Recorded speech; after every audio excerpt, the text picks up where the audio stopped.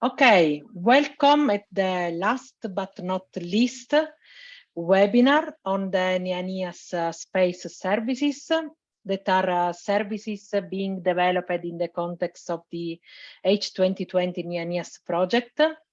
And today we are going to present Adam Space that is tailored for accessing science-ready Mars surface images. And the details of the service will be presented by Carlos Brandt from Jacobs University and also from Simone Mantovani from the MIO company. So Carlos, you should be able to share your screen now.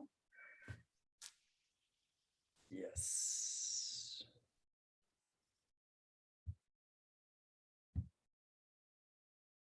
Now you should see my screen. Yes, great. We can see and we can hear you. Awesome. Thank you very much, Eva, for this presentation, for the introduction. And as I said, I'm going to present the NEANIAS Space service on planetary data, where we provide Mars surface images at the highest level, so to say, science-ready image. Right. So, where is it? Okay, so this is, as Eva just said, this is the last webinar of the space working group. And here with me, we have Simone Mantovani from MIO. So brief introduction about NEANIAS. NEANIAS is this multi-thematic project under the umbrella of projects of European Open Science Cloud, where let's say the final goal is to bring high-level data and tools access and data management best practices to the cloud environment. NEANIAS in particular is deploying services in three thematic areas: underwater, atmosphere, and space. Space is what we are talking about today, in particular, the planetary. So again, a slide about EOSC itself, and I call the attention here for the goals of EOSC that we will tackle, we addressed during the NEANIAS project, and two particular things that we care about very much is the fair data management and seamless access, as well as making our software and data openly available. The space working group is astronomy, the astronomy community and planetary working group group share tools and infrastructure under these three, let's say, groups of tools or data products. One is for visualization that we call Space Vs. Second one is mosaicing techniques to merge images. And the third one is on machine learning. At the planetary service, we delivered services that provide visualization and mosaicing tools or interfaces for those data products. The planetary working group is formed by us at Jacobs University and Mio from Ferrara, represented by Simone Mantovani here. So a few services provided by the astronomical here. Not all the services are here. I am bringing the services under the visualization and mosaicing groups. You find Via Láctea, the Astro Data Navigator and Montage, and associated with the respective data products. And we at the Planetary, we developed this, or we extended the Adam Explorer to present Martian or Mars surface images. The goal here is, again, to provide science-ready images and basic processing capabilities and software to help the management of such data.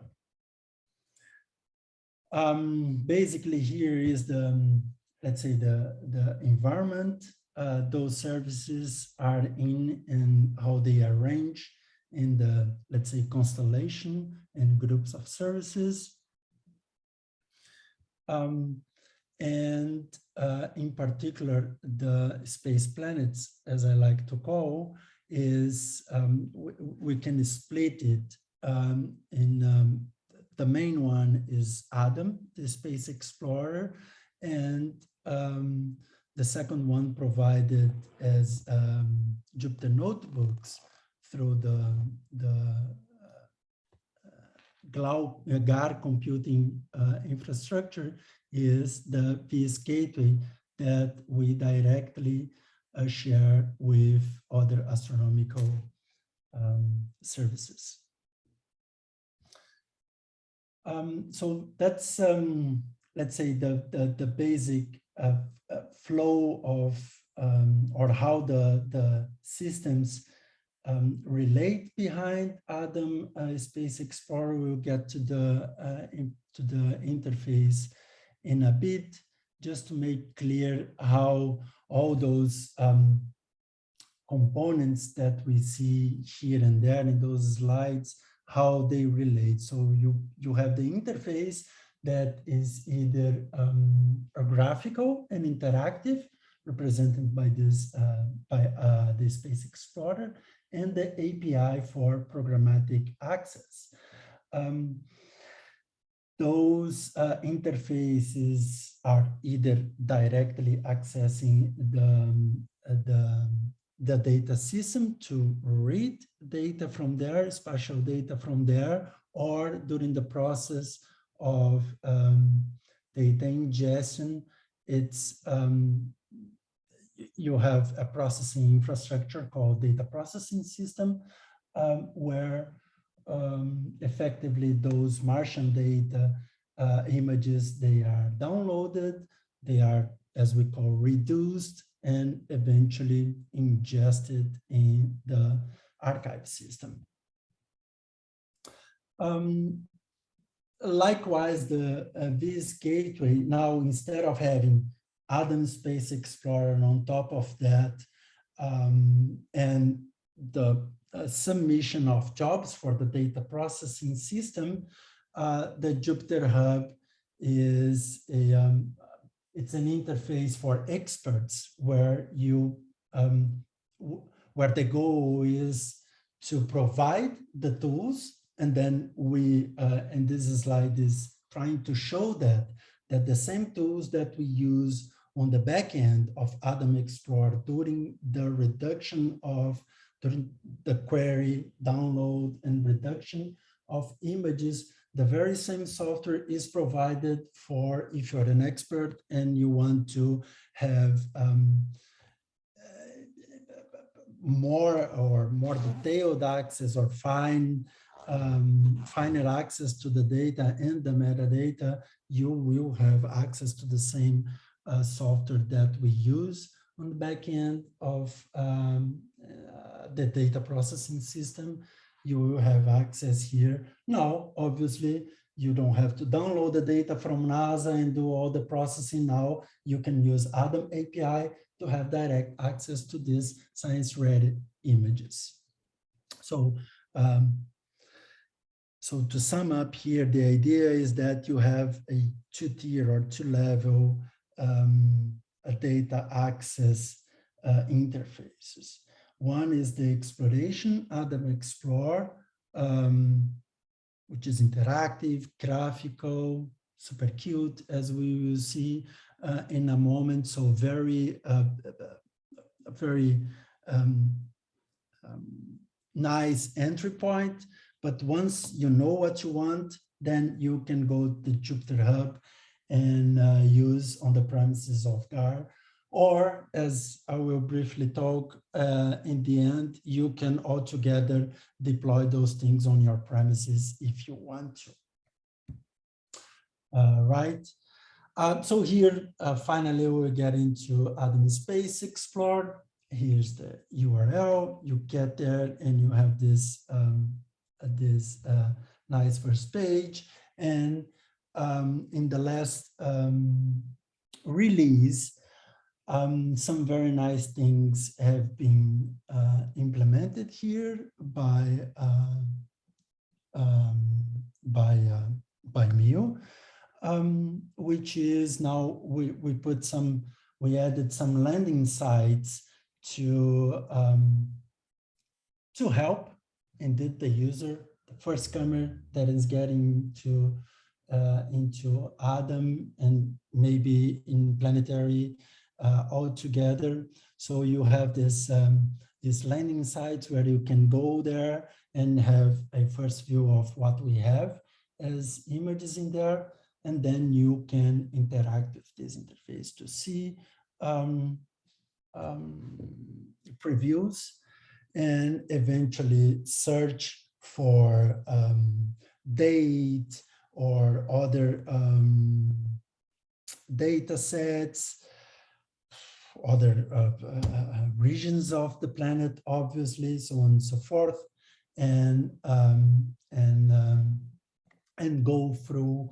Recently, we put the interface for mosaicing pipeline, where we give again a preview. It's not high resolution image. We give a preview for the user to have an idea of what a mosaicing of the selected images would look like. We don't provide the high resolution because those images are pretty heavy. Once you know what you want, you then can go to, for example, the Jupyter Hub and request a high resolution using the very same tools. Again, what's being done on behind of Adam Explorer, you can have access to do on your own later. And here the data sets that we provide. So the context camera from Mars Reconnaissance Orbiter is all in there, and we are slowly, or as we can, those data archives are pretty big. We are indexing from the high resolution from Mars Express and the high resolution from MRO also. One of the things that we have here is, as shown in this slide, is a direct link for the Jupyter notebooks that redirect the user to the VIS gateway, right? So you get in there at the VIS gateway, then as said previously, this is a service that the planetary and the astronomical services can be found. And you go there, select the Adam notebooks, right? The Adam server, then you have a couple of notebooks as example of how you would do in here. And really basically here is showing how to use Adam API and some algorithms for visualization and processing of those images. Right. An example image, and also for mosaicing, for example, we show how you would do mosaicing using our tools. One of those tools, or the toolbox, is the so-called NPT that I called, it's an acronym for NEANIAS Planets Tools or Planetary Tools. Feel free to call however you please.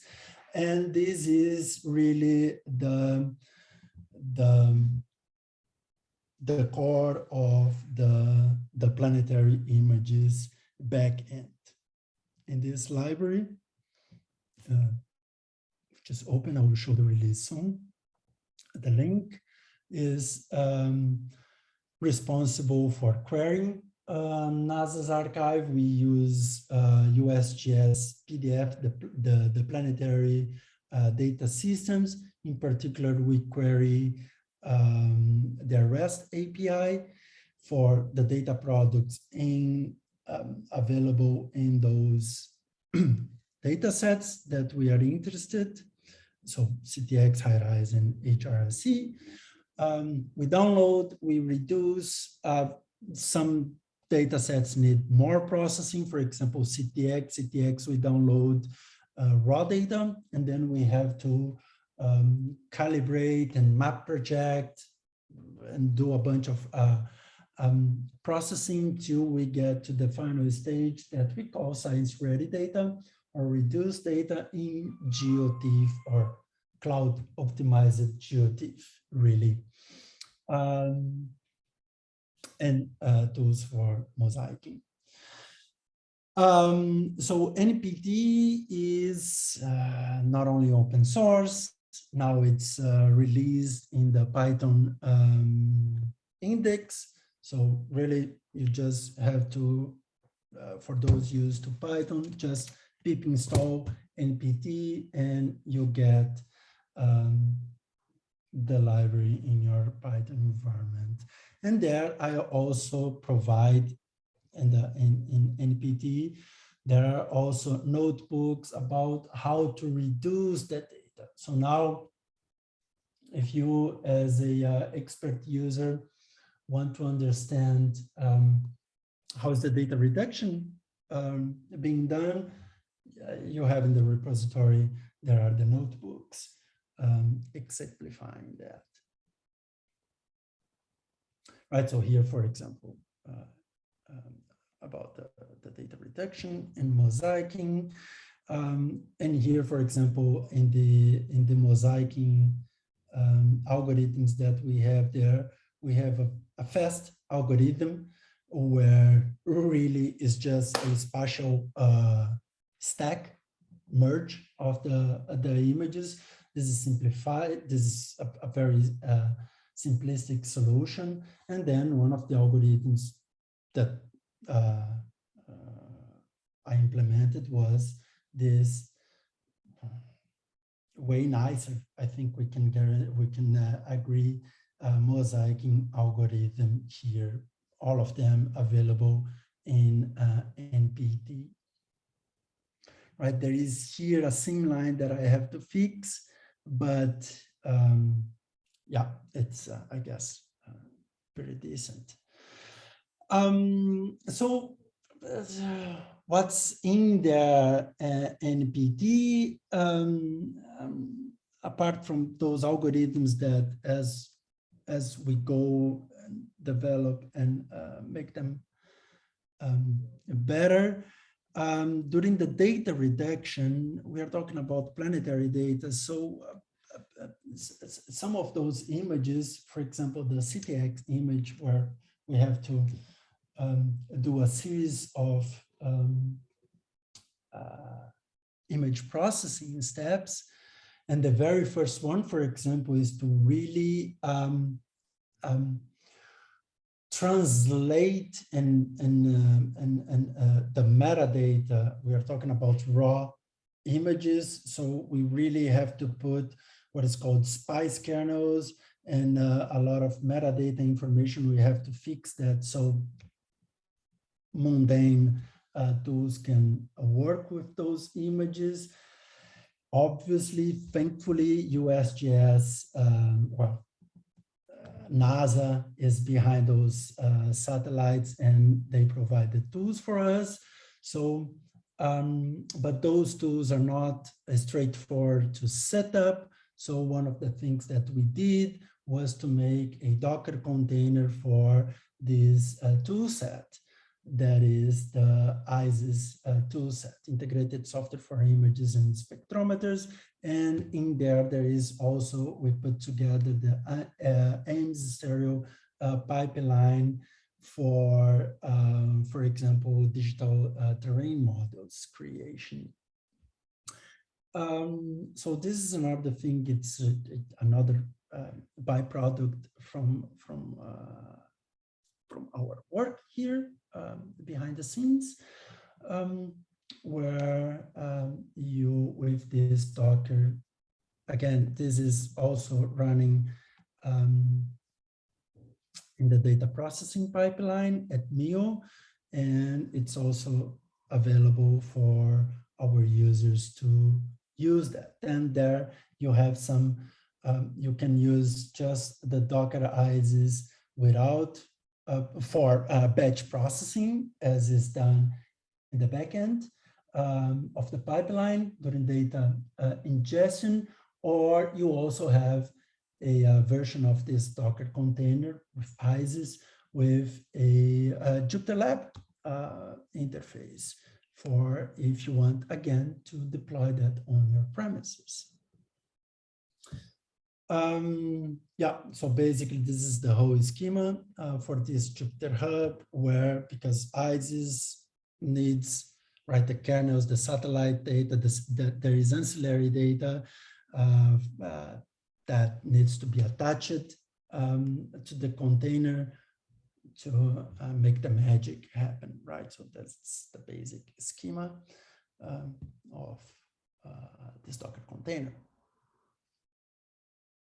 And we are about to finish here. This is a sum up. So I presented those services. So when we think about NEANIAS Space planets, you think about Adam Space Explorer for interactive data access and exploration. Now, let's say you are good with the data exploration, you understand what's in there. Maybe you selected a region, a footprint, or a bounding box that you want to work with. You get that bounding box. And if you want to do, let's say, mosaicing or massive data analysis, like the challenge that we had that finished this week, the Hack the Science challenge. So the users use the Adam API to download a bunch of images and run some machine learning algorithms there. Then that's the thing. Once you did your exploration, you can get your Adam API key there from your user space. Go to your Jupyter lab, either the one provided by this gateway, or if you want to deploy on your own system,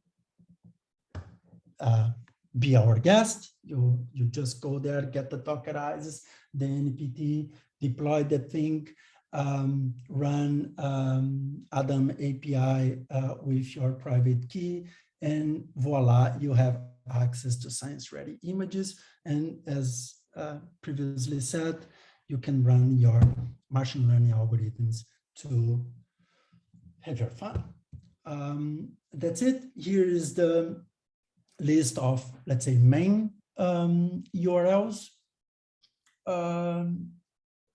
And thank you very much. I proudly speak on behalf of NEANIAS Space Planetary. in particular, but I'll take the chance to thank the whole NEANIAS Space, especially Eva here.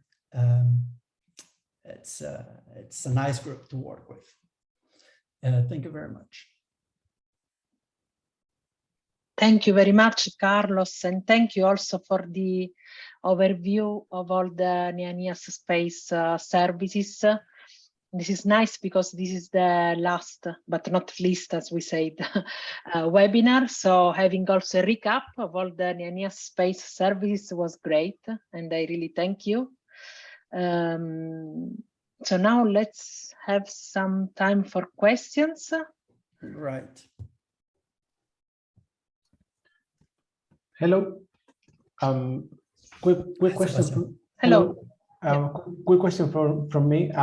So how long have you had this service up and running? Is it say a new service, or has it been running for a long time now? No, it's Simone. Do you want to? Yeah, yes, yeah. Simone. Because maybe what is worth mentioning is that the Adam Space is an instance that has, let's say, built within the NEANIAS project. So if we look at the how long is running this service, is few years, but the heritage behind the Adam Space, I think, has a long history. Because the Adam platform exists, and also the precursor activities exist since 10 years or more.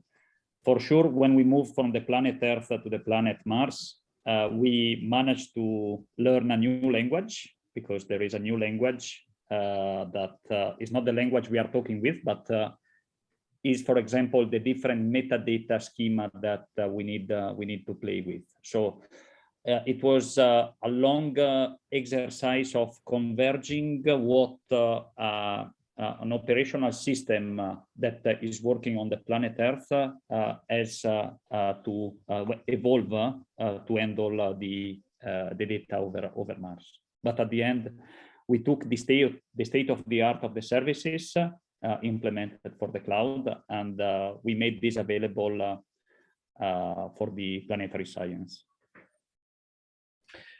That's pretty interesting. Thank you. And so, do you how big is the user community of the service? Do you have kind of 10 users, 20 users, 100 users?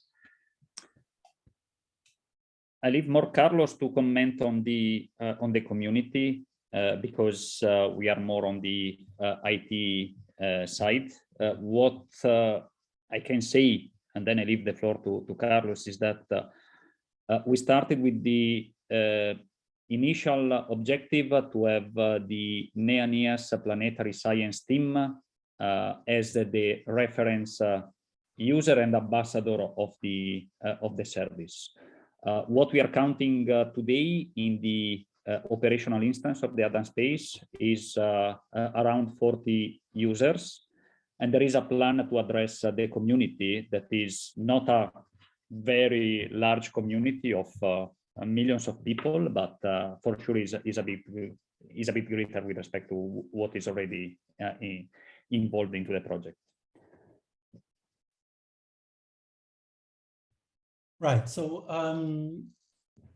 the active user base right now, it's I would say is some 20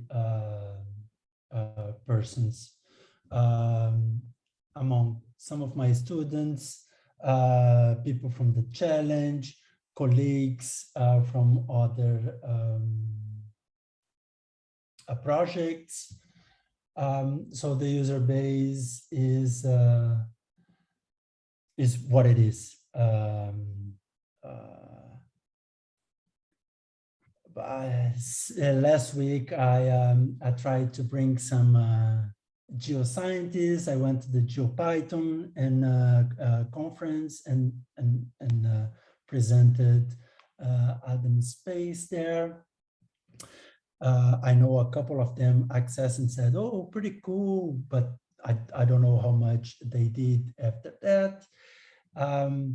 So yeah, it's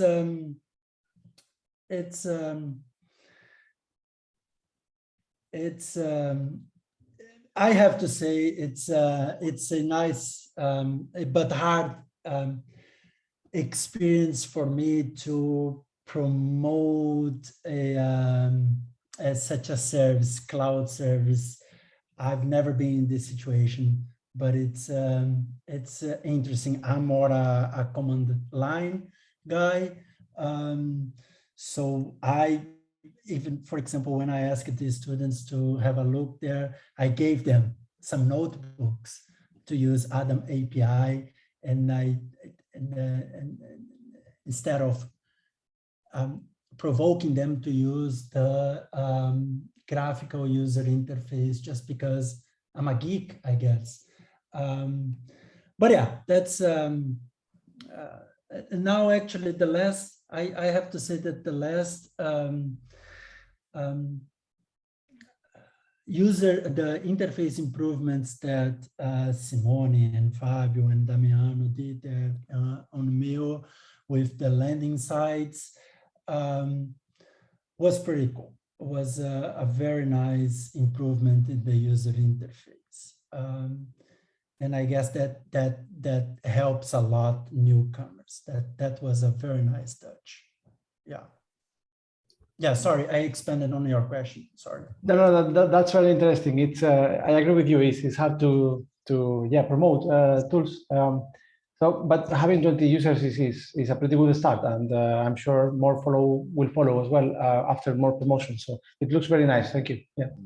And if I may comment also on this, because being part of a project within the EOSC umbrella, it also helps in iterating with the data owner or data provider. There are activities under the European Space Agency umbrella, for example. They are evolving their access and dissemination services. We are aligned, even if we didn't start it since the beginning to iterate, but they recognize, I think all the scientists today recognize that we have to fill the gap between where the data sits and where the software and the exploitation of the data sits. And Jupyter is today one of the elements of the tool that the users and scientists make use of. What is important is that NEANIAS, regardless to the user interface we are using, is pushing for the evolution of the backend services. So the real value from an IT perspective is in the backend side, where we can expect in the next years the community, I would say, from one side to increase, and from the other side to push for new requirements and developments.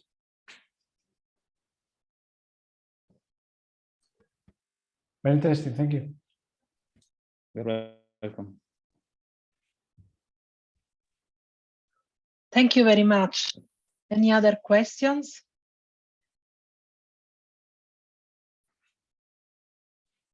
Otherwise, I think we can thank again Carlos and Simone for the clarifications and for the answering the questions, and presenting also the Adam platform in a more general view, let's say. And I think I can now stop the recording and thank also the participants.